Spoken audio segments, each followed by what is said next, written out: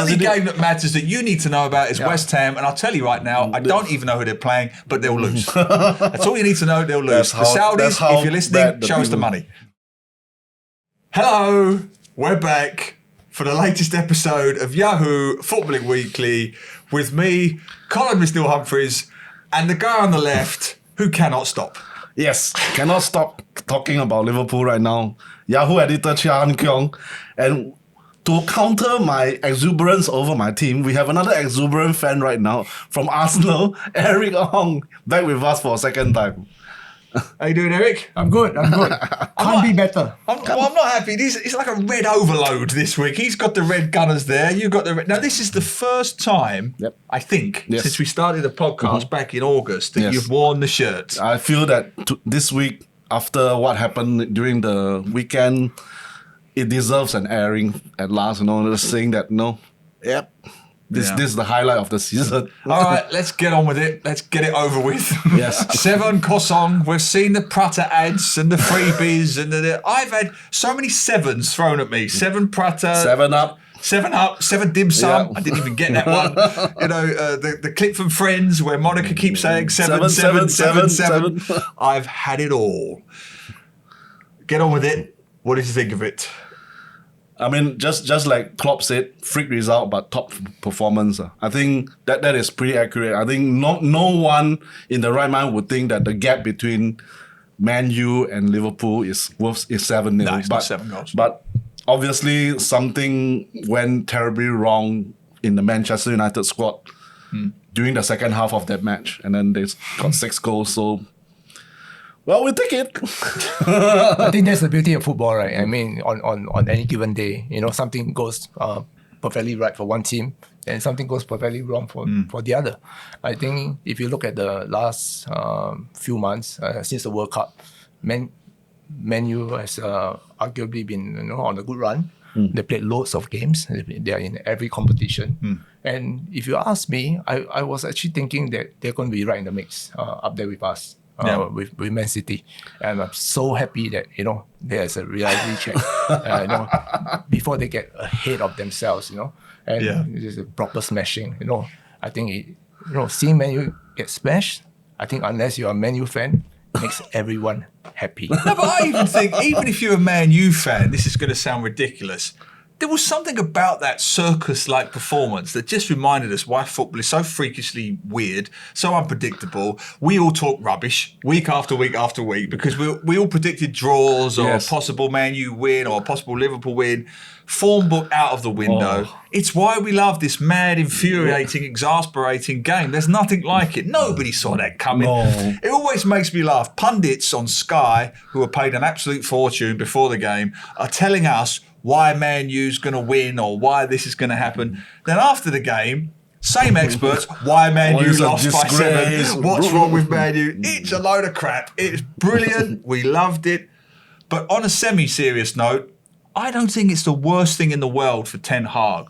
I wrote the column for Yahoo about this subject. Nobody wants to lose 7-0. But Ten Hag, if he had any doubt remaining whatsoever, I still believe the broken culture remains at Manchester United, and he has applied a fantastic band-aid across it for the last 8 or 9 months. Nothing short of miraculous, but the broken culture, the slight sulking, the petulance, the poor signings, the lack of squad cohesion, it's all still there. Yeah. How many times we also see people saying matches paper over the cracks of the team's problems. I'm talking about Chelsea, the win over the weekend's win, my paper over a lot of cracks.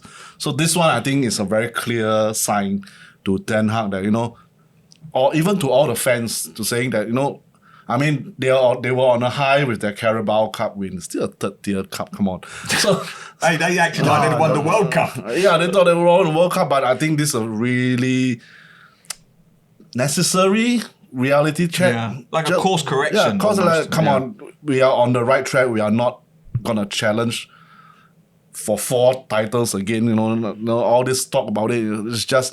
It's good that for anti-Man U fans, it's like good they could shut up for one whole one whole day. But For them, it will be good for them to have a better grasp on the reality. Yeah, I mean, look, as much as Ten Hag has done a great job, and he has, any team that's got Weggy Weghorst, what's his name? Veggie Weghorst. Veggie Weghorst playing up front, a big old lump. He's not going to win you anything. He's an honest trier. And I actually thought Ten Hag made a slight tactical mistake. I know it's almost, sacrilege to say that. Pulling Rashford inside took away their pace out wide, and it just gave Liverpool the freedom of the flanks. And Weghorst has got no pace, so he was a non-entity really. And that's why in the first half they just had the freedom. Alexander-Arnold and Robertson could break at will. He tried to correct it, I think, just before the hour mark in the second half. But it was too late by then. It was all over. It was all counter-pressing after that. But serious point, I don't like to lapse into cliche, but this is the one time when Roy Keane's obsession with spirit, desire and hunger, that he does every week, spirit, desire and hunger, spirit, desire and hunger. This week he has a case. Yeah. They went hiding. When they was facing the cop down, they bottled it. Collectively and individually. Fernandes we mentioned, Shaw, Martinez. That was the first time I thought he had an absolute shocker. Yeah. Martinez. Dalot on the other side. Fred. This was the first time where 5 or 6 of their so-called brittle bunch faced down the cop and shriveled. They shriveled in a way that Keane, Ferdinand, the Nevilles, Nicky Butt would have never have done. And that's the difference in the culture. Yeah, Anfield can do that to you. So actually now you kind of appreciate that Manchester United, those title-winning teams better, because they seldom crumble at Anfield, even on those times. And I think you have a case there. I think, I guess that's a hallmark of good teams. Good teams have leaders, and leaders is not about when you're doing well, winning games. That's easy. It's when the golden goal stuff. When you're 2-0 down, 3-0 down. This is the kind of leaders that you need to step up. So we segue from that match into Arsenal's match against Bournemouth. What a game! 2-0 what a finale! 1-0 down within 10 seconds. 9 seconds. 9 seconds. 2-0 down by the second half. Came back to win 3-2 in the 97th minute. Yes. Reece Nelson. As the cliche goes, Eric, that's the stuff of titles. That's what they say. Win when you're behind, win when you're not at your best. Stuff of titles, Eric. So I'm going to ask you, do you guys believe in fate? So I think this is the kind of games that tell us, yes. It's a Steve Bruce kind of game, right? I read somewhere. No, you see, what our team has shown time and time again is character, resilience, and finding back when the chips are down. And it's not just the players. I think the crowd, the fans, this season especially, is really behind the team. And you can see that when we concede goals. And it goes back all the way to the first home game of the season against Leicester, when William Saliba scored an own goal. Yeah. Okay. Straight away, the crowd got behind him, chanted it for him, and said, we got you. We got your back. Don't worry about it. We'll go again. And that's down to Arteta in a way, because normally the Emirates is like a mausoleum. Let's be honest. I mean, you can hear pins drop inside the Arsenal stadium, but it's changed now. It's become more raucous, more volatile. When Nelson got a goal, wow. The roof came off. The roof came off, yes. So you talk about Emirates, right? We've been there for 17 years, since 2006. And you look back, what are the key, what are the highlights of Emirates, that makes you feel truly at home? And this moment, this goal by Nelson has to be right at the very top. Talk about the key moments. You have Danny Welbeck's last minute against Leicester, Arshavin against Barcelona, Henry. How many times have you been to Emirates? No, it's not just me. I'm talking about the moments that stand out to make your home truly home. Henry, when he came back the second time against Leeds, Henry against Man United. These are the moments that make that stadium, people remember it. But this moment with Nelson, and it has to be right at the very top. Whatever happens with Nelson for the rest of his career, whether he stays with Arsenal beyond this, he will forever have this to remember it by.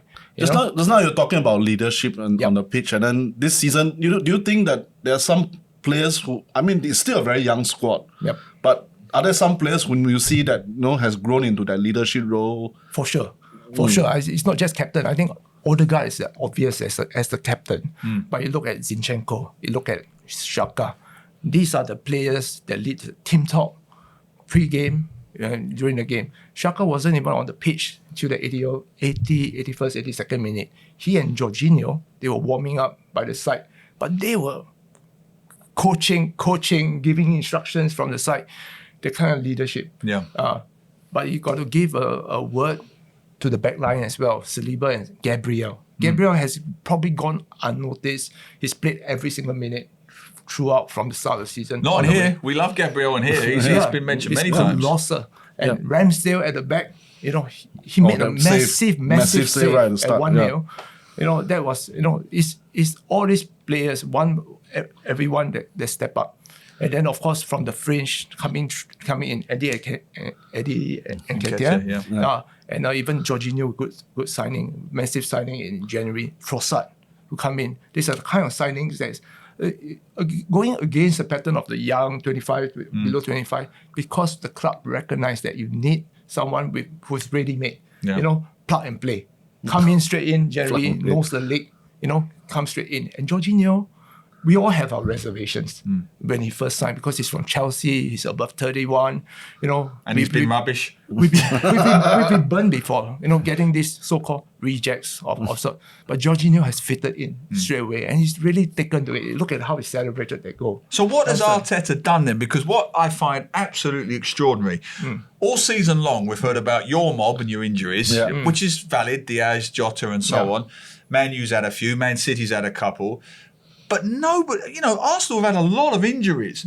And the comparisons between Arsenal and Leicester City's title of 2016 are actually unfair because the reason Leicester won the title primarily is because they had a fixed 11 and they were very lucky with injuries. They hardly got a single injury that whole season. They relied on 13, 14 players. Arsenal haven't done that. They lost their key player up front, Jesus. You mentioned that, right? For 3 months. Exactly. Yeah. We thought it was all over. Nketiah comes in. Then you lose Nketiah, a little bit of form, whatever, falls away a bit, tired. Trossard comes in. Yep.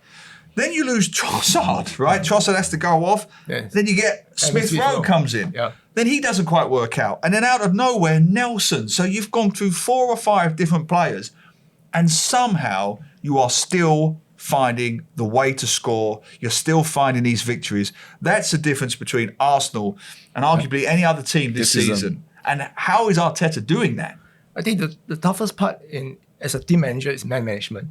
And man management is for the players that don't play week in, week out. The likes of Rob Holding, Kieran Tierney, who has been, probably a player that we were thinking could be our next captain before Odegaard came. This season, he's hardly had a sniff. Tierney and Nketiah, you talk about Smith Rowe, who had his injury issues. Nelson, yes, of course. But Arteta has managed to keep them on side.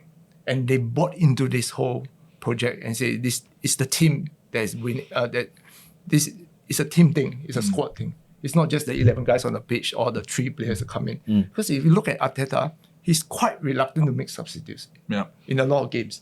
If it ain't broke, he doesn't fix it. So as we sit here today, Ten Hag or Arteta, who's the manager of the season at the moment in terms of transforming their club? Objectively, because you could argue that Man U were way further back in their development than Arsenal were. Arsenal's already won a trophy under Arteta. That's in the first season. It wasn't even a full season. I would say from an Arsenal perspective, he has had to take maybe 2 seasons or 3 seasons to really stamp his mark on the team. And there were hosts of players that doesn't fit into what he's building in this team. The likes of Ozil, Aubameyang, even to a certain extent Socrates, Mustafi, and things like that.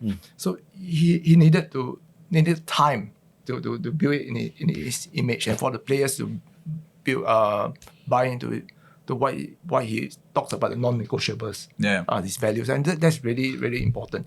To a certain extent, I think Ten Hag is doing more or less about the same thing with Man United. He doesn't say the same words, but it's non-negotiables.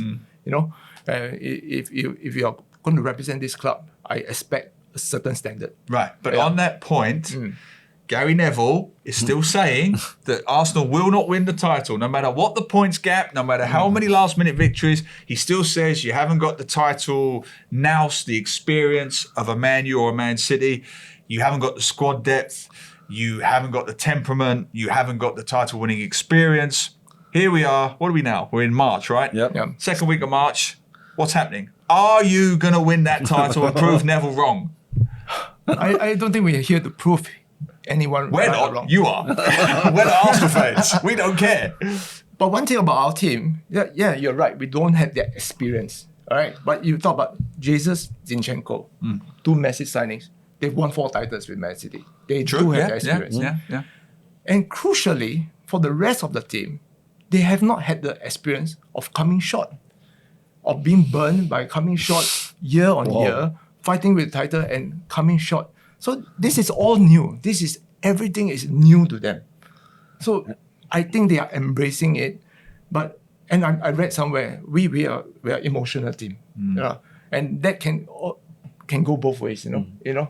But I feel that right now, the club as a whole is riding on this wave, and it's our hope with the Next month. Next month, Squeaky bum time, you got Eric. It's Liverpool, squeaky bum time. You got Man City, you got Chelsea, and you got Europa League games to That's handle. fine. But I think how we are looking at, Arteta always says it, one game at a time. But we are looking at one block of games at a time. And this block of games, we are down to the last 2 before the international break. Okay. Fulham this week, Palace next week. So we negotiate these 2. There are no guarantees in these 2 games.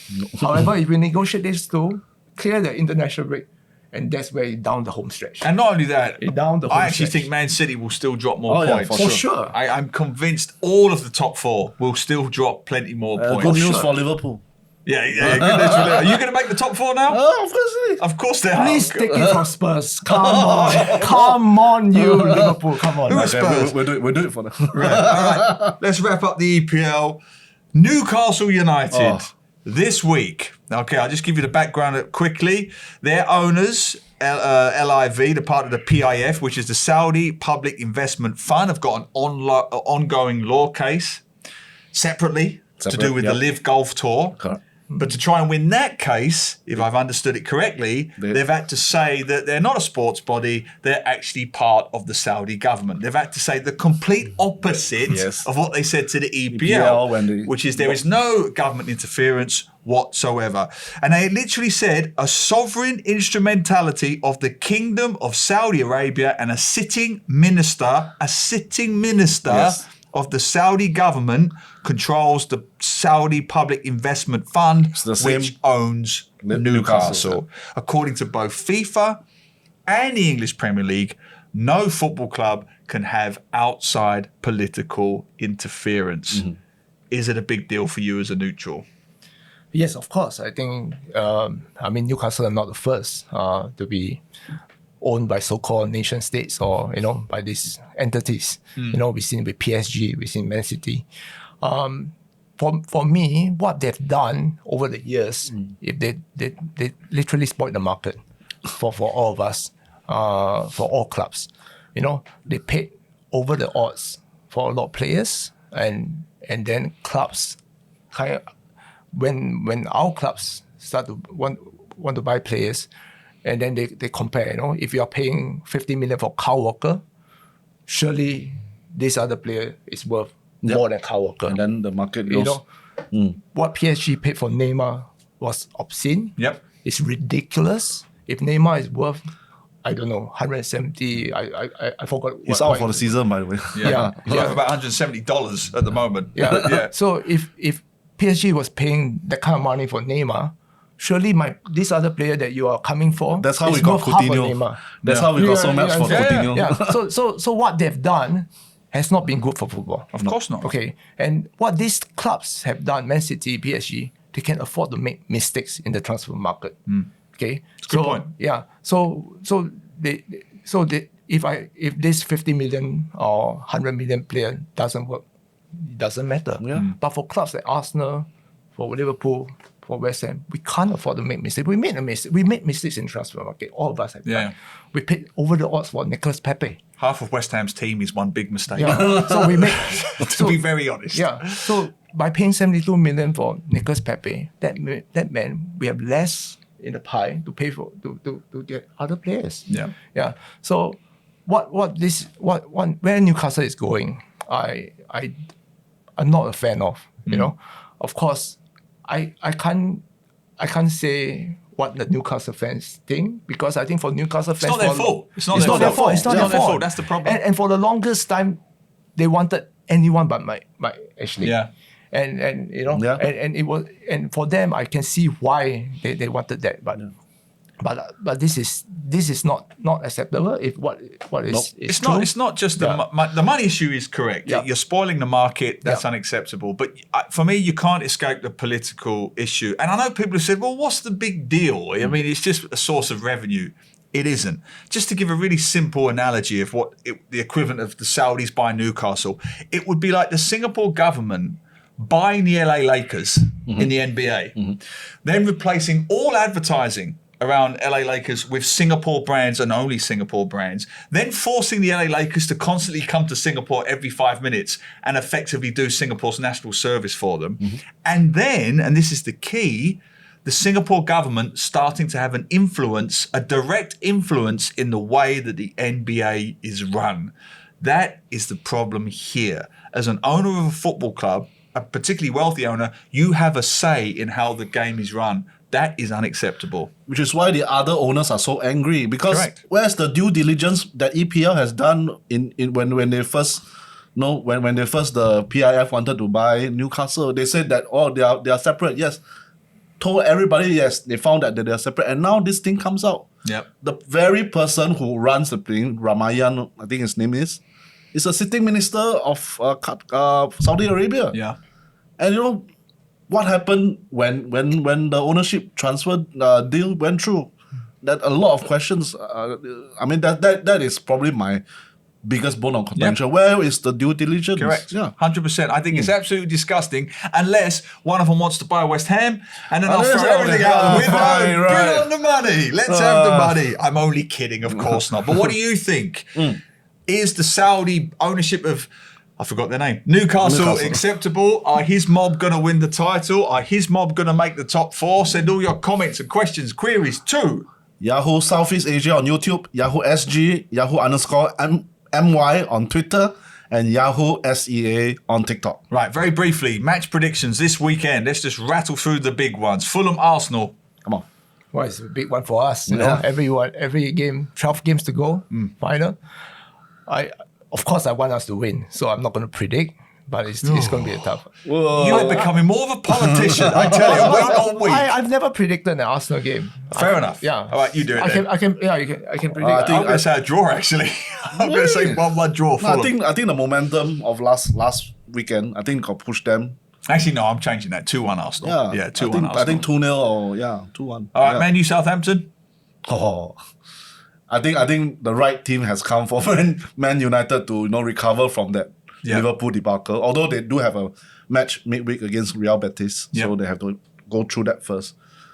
But I think they should get this one, and then they will want to get this one out of the way at home. So I think it's 2-0 or 3-0. Yeah, I'll go 2-1. I think it'll be close. You? Yeah, this is a sure banker for Man U. Man. Now, this is the crucial one. It's a sure Bournemouth, banker. Liverpool. I truly believe Liverpool's on an upswing now, and Bournemouth, a bit of a banana skin. I think Liverpool are going to win this by 3 goals. Well, we beat them 9-0, right? The last time we met. So, was it 9-0? Yeah, it was. So, I'm going to go for 4-0. Yeah, I think there will be goals both sides, both ways. It's probably 1-3. Yep. Yeah, you're missing one game. What Palace, one? Man City. Oh, who cares? Who cares about Man City? Man City will win. The Man only City- game that matters that you need to know about is West Ham, and I'll tell you right now, I don't even know who they're playing, but they'll lose. That's all you need to know. They'll lose. The that's Saudis, how if you're listening, bad the show us the team- money. All right. I'm kidding. We don't want your money. All right. We will see you in part 2, where we're going to talk Singapore football. So stay tuned for that. In the meantime, Eric, thank you very much for coming on, and we'll see you all very, very soon.